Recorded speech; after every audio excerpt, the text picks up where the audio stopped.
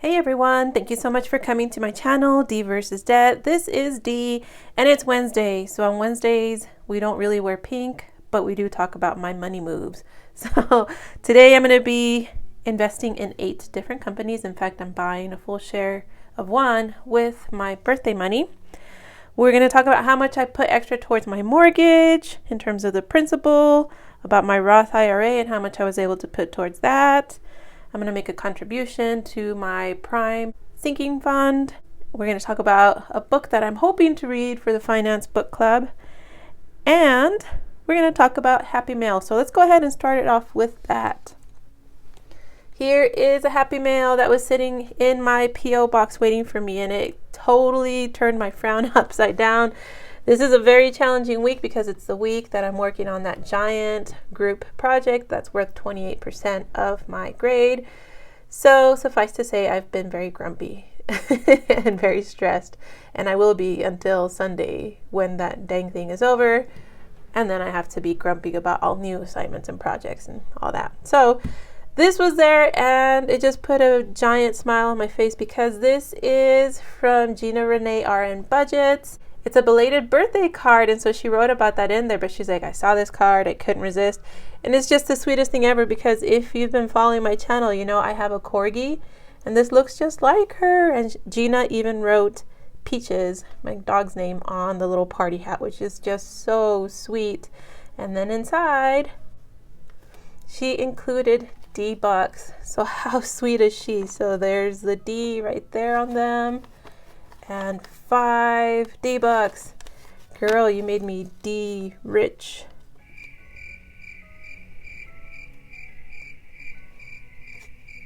So that's just so sweet. Thank you, Gina, so much. I love that. I love the card. I love you. Thank you, thank you, thank you. So this is going to go into my dinero binder. I'm going to be adding it to the stack here. And Lucinda McLean had asked me a question about what I plan to do with my D-Bucks. And honestly, at the beginning of the year when I decided it'd be fun to hunt down dollar bills that had the letter D on it, I had no real plan because I thought, I'm not going to find very many of them. So it might just be, a few bucks to spend at the end of the year on December 31st, 2022. So now that you all have been just pouring the D's in, you've been making it rain D's, I've come up with an official plan because this is D versus Debt, and you all are sending me all these awesome D bucks, which again, I wasn't expecting to happen, but I love it. I think it's wonderful. Thank you all so much. So what I'm going to be doing then is I'm going to collect these until, again, the end of the year. And then I'm going to put it all towards my debt because that's what the point of this channel is. So however many D-bucks I collect over the course of 2022 at the end of the year, then you'll be watching me deposit it towards my last remaining debt, which is my mortgage. So super stoked about that plan. Super thankful and grateful for all of you that have started sending in Ds because that's just mind-blowing to me and so wonderful. So thank you so much for that. And Gina, thank you so much for the beautiful card. You are wonderful. So speaking of mortgage, let's go ahead and see how much I put extra towards my mortgage for the month of February. So last month I talked about the fact that it was a very tight month and I was only able to contribute $7, which is better than nothing. Some progress is better than no progress. So I have to say, and I'll be sharing the screenshot of how much I put in this month. How much do you think is going to go towards my debt this month? Any wild guesses? So for the month of February, I put in a total of $7 once again towards my debt. Now, before you go get scandalized and be like, what the heck, woman? How come you only did $7 again this month? It's because Saturday I have an appointment to do my taxes, and I hit up the H&R Block tax refund calculator and was shocked that I'm getting a refund this year normally, or according to that calculator. We'll see if that's actually the case on Saturday when I see my tax person. But normally I break even, so I don't really owe money. And if I do get money back, it's very little. So I was shook when I saw that I am going to get money back this year. And so what I'm going to do then is I'm going to split it up, and a good chunk of that is going to go towards my debt. So I'm very, very excited, because then that means in March, I'm going to put a big number in here, y'all. I'm so excited. So I'm trying not to count my chickens before they're hatched, but a lot of chickens are going to go into my March debt payoff. So keep your fingers crossed that I actually do get a big fat refund, and that I wasn't just dumb and miscalculated on that calculator. The next money move that I made over the course of this week was to shift things around on my paycheck so that I actually have money this paycheck to put towards my Roth IRA. Normally, I only am able to contribute with my first paycheck of the month. Now, by moving things around and getting creative with it, I was able to contribute the second paycheck of the month. So it's not much. It's $100, but again, nothing to turn your nose up at, because it adds up. And with that tax refund money, I'm also going to be throwing a good chunk of change towards my Roth IRA. So super hopeful for that appointment on Saturday. Keep your fingers crossed for me that it goes well. So this time around, I put $100 into my Fidelity account. That is where my Roth IRA lives. And I haven't invested the money yet. It's just sitting there. But I do plan to invest it in VTI, because with this $100, it's going to push me close to 3 full shares. So very excited about that. In fact, it might, depending on when I buy it, give me three full shares. We'll see how it goes, but very excited and happy that, yay, I could contribute this time with this paycheck. Now, each pay period, I try to set aside at least $5 towards next year's Amazon Prime bill. But I just got another email, so I had to white this out. Originally, I thought it was going to be $120, and then this latest email is like, haha, sucker, it's going to be $140. So I'm going to contribute my usual $5.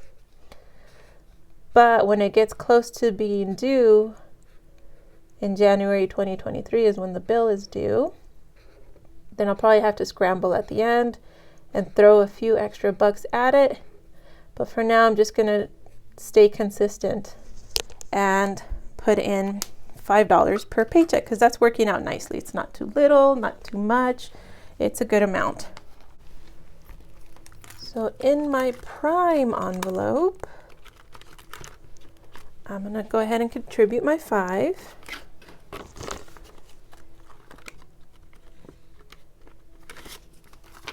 So that brings me up to 5, 10, 15, 16, 17, 18, 19, 20.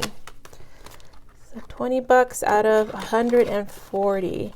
I'm almost thinking of just not having Prime anymore, because I don't use all the benefits. Like, I don't watch the shows, the movies, all of that. Literally all I use it for is because I like the fact that most of the time I can get 1-day shipping on stuff. So thinking that over, let me know what you think. Have you kept it? Are you planning to keep it? Pros and cons. I'd love to hear your feedback about having Amazon Prime.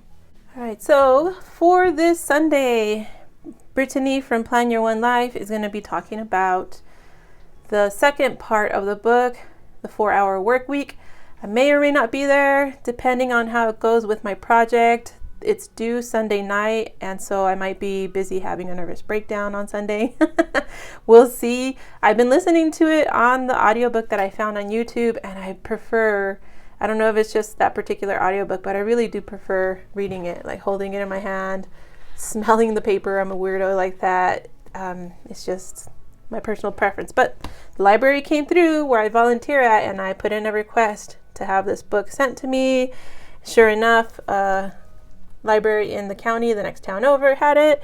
And look at this sucker. It's huge.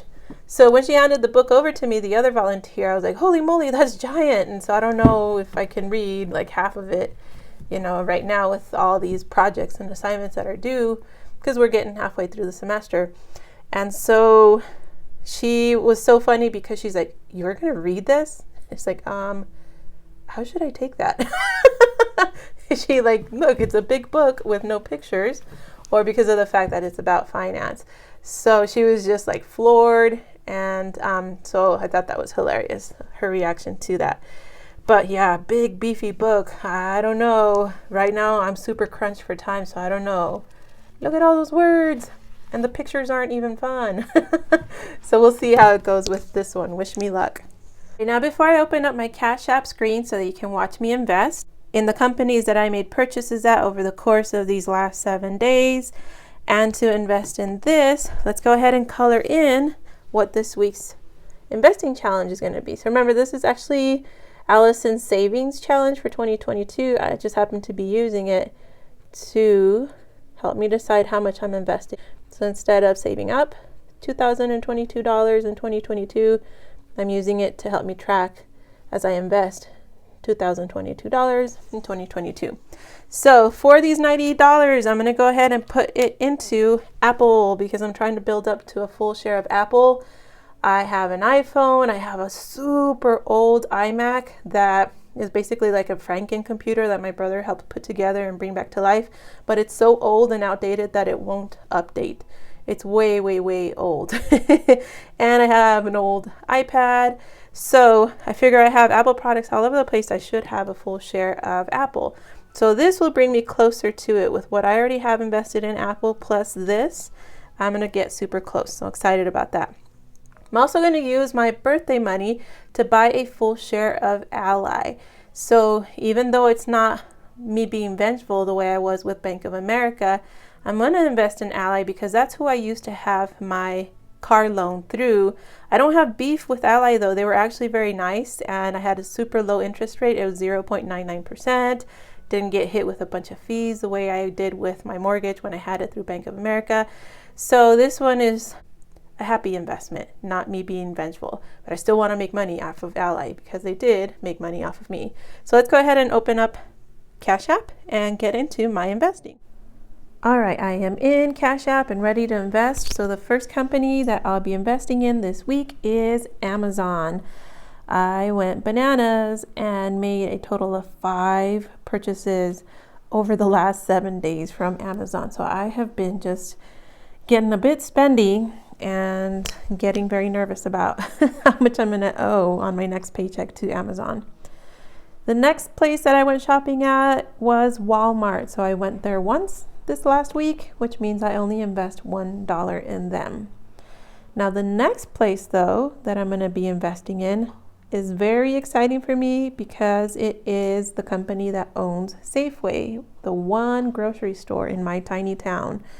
So I'm about to invest $1 and I literally need less than $1 to have a full share. Now the exciting thing about that is the fact that this is the first full share I've purchased using my $1 challenge where I invest $1 every time I go shop there. So super exciting stuff. That means by next week I'll officially own a full share. So $28, but the full share is like $28.59. All right, the next place that I'm looking for is Dollar General. I only went there once over this week, which means that I will only invest $1 in their fractional shares. My Mexican came out. All right, the next company that I'm looking for is Valero. I went and filled up my gas tank as soon as that paycheck hit, and it was a whopping $42. It just hurts each time I fill my gas tank now.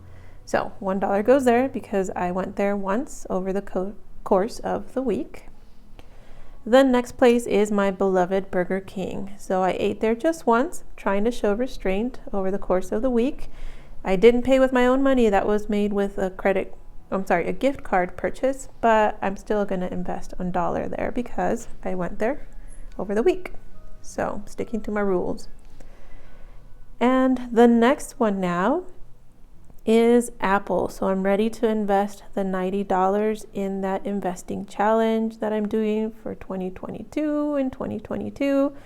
Very excited to be able to put in a whopping $90. Holy moly, that's a lot of money.